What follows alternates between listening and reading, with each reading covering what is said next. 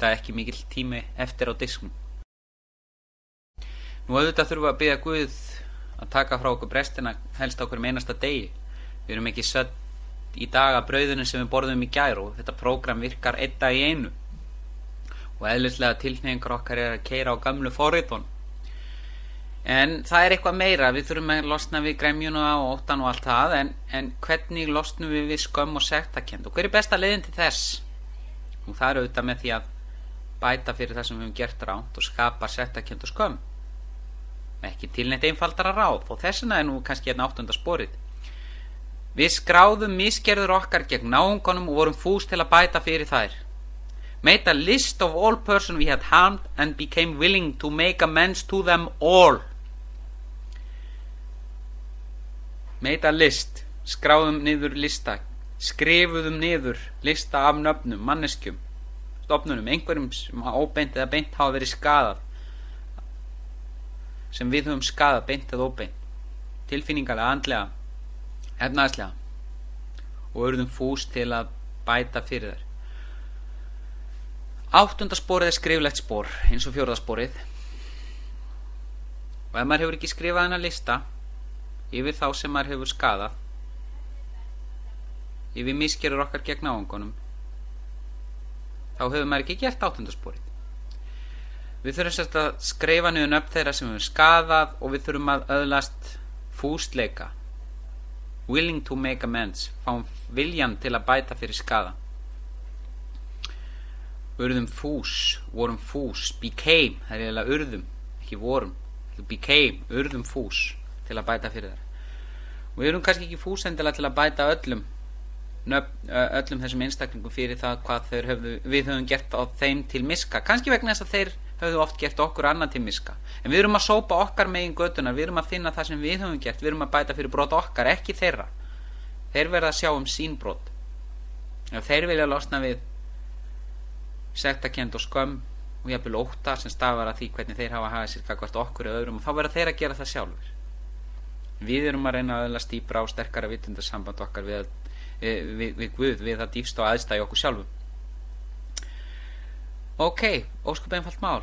Skrifa hennar lista, ágætt að gera oft að flokkan í þrennt. Maður færi náttúrulega í 5. sporunu af skaðalistanum þar þegar maður búin að skoða innsta eðli yfir sjónu okkar og hvernig maður hefur hagað sér og hvað maður hefur gert, hvað maður á hlut, hvar manni sjálfum að kenna og hvar ekki. Þegar maður búin að fara yfir þetta með trúnaðarmanni, þá setur maður þetta á lista, nöfn þessara einstaklinga sem maður hefur skaðað og maður öðlast fúsleika þegar maður sér hvað það hefur í raun og veru haft mikil áhrif á mann sjálfan, að þurfa að réttlæta þennan skaða, þessi brot, þessi að rífisjóni gagnvart þessum einstaklingum. Maður byrja kannski auðvitað einna helst á fjölskyldunum, þeir sem standa sér næst, þeir sem standa næst manni. Það ágætt að gera þrjálista, segja sumir, skrifa nöfn þeirra sem við erum tilbúin að ganga strax í. Það er okkar nánustu sem við verðum að koma allt á hreint við. Við getum gert lista yfir þá sem við erum hugsanlega tilbúin að fara til og tala við seinna og biðja afsökunar og bæta fyrir brot okkar gagnvart, en við erum ekki sérstaklega fús til að gera það strax, finnum ekki löngun til þess. Það kemur þegar við erum búin með fyrri hluta listans yfir þá sem við erum fús til að gera núna, þá finnum maður hvað þetta er gott og maður fyrir að ganga á hinn listan yfir þá sem maður er hugsanlega tilbúin að ganga til, og svo getur maður gert líka lista yfir þá sem maður getur ekki ímynda sér maður nokkuð tíman tilbúin að ganga á fund og biðjast afsökunar. Maður telur þá hafa gert sér svo mikið, og það er svo merkilegt að það kemur smátt og smátt. Þegar maður er búin með lista 2, þá kemur löngun til að ganga og taka þá sem er á 3. listan. En maður verður að koma þessa blað af samviskunni á blað, út úr okkur, ekki láta þetta vera að rugla okkur með réttlætingum og afneitun og hroka, heldur setja þetta á blaðið og hafa þetta aðna, hvort sem við finnum fúsleika til að taka allt strax.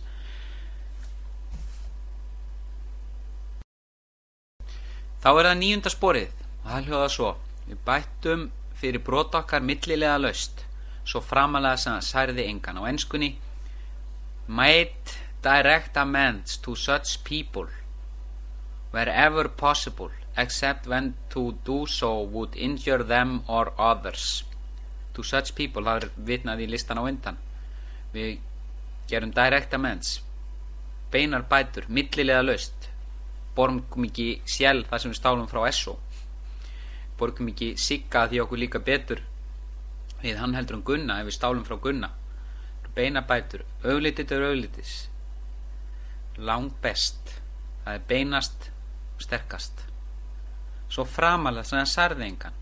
Það er að segja við verðum að passa okkur á að valda ekki meiri skaða með því að ganga og funda einhver sem við höfum skadað, heldur við höfum þegar ollið.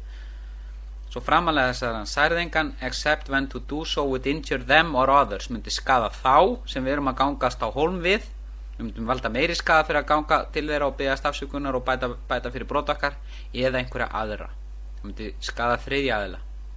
Forðumst að valda ekki meiri skaða en þegar olli. Þetta er mjög mikilvægt spor. Loforðan á blaðsíðu 101 kom eftir þessi spor, eftir 9. sporið. Þeir eru hálnaði með listan fyrir að finna hvernig þessi lofar verða veruleika í lífu okkar. Og ég get ekkert lýst þessu, það þýðir ekkert að lýsa þessu fyrir þann sem hefur ekki tekið þetta, en þið vitið alveg hvað ég meina, þið sem hafið tekið þetta og eru að hlusta á þetta. Við segjum náttúrulega hvað við erum að gera og til hvers við erum að gera það og síðan gerum við þetta í auðmýkt, beint frá hjartanu, að við séum að finna eyrunu og við erum að biðjast afsökunar, við erum að bjóða bætur og við erum að spyrja jafnvel hvort það sé eitthvað sem að hinum líður illa yfir sem maður hefur gert á hans hluta sem maður er kannski ekki meðvitaður og maður fær tækifæri til að biðjast afsökunar á því og bæta fyrir það. Þetta er frábær spor. Maður sópa upp okkar megin götunar. Þetta breytir heiminum. Þetta er ekki bara 9. spor að vera að gera okkur frjáls frá ótta, skömm og settakennd. Þetta er að breyta jafnvel heiminum. Þetta er að gefa öðrum tækifæri að sjá hvernig þetta prógram virkar. Þetta er í raun og veru 12. spor líka. Og þegar aðrir sjá hvað maður er að breytast rosalega, þá gefur þeim vonum að þeir sjálfur geti breyst jafnvel. Margir lifa í hljóðri örvæntingu. En að sjá það að við fyllibitturnar og viljum bæta fyrir það sem við hefum gert á hlut annara, það er mjög heilandi.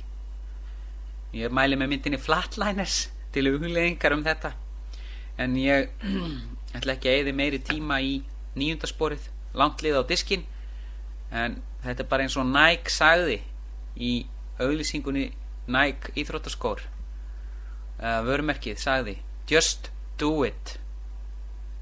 Hugleiða aðeins áður, ganga og maður er búin að skoða innsta eðlífisjónum, maður er búin að sjá hvað maður hefur gert, þá er þetta bara að ganga á stað og bæta fyrir það sem maður hefur gert. Það gerist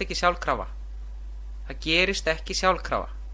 Maður verður að vera fús til að ganga til viðkomandi og biðja hann beint frá hjartanu afsökunar á hegðun sinni og framferði sínu og skilgreina það hvernig maður telur sig hafa skaðan og gefa honum möguleika á að benda á það hvernig hann hefur upplifað hegðun manns og reyna heila sambandið sem ég kalli þetta restoring relationship. Þegar maður er að heila sambandið við sjálfan sig, maður er að heila sambandið sitt við umheiminn, maður er að heila sambandið sitt við aðra. Frábært, mjög kröftugt spor.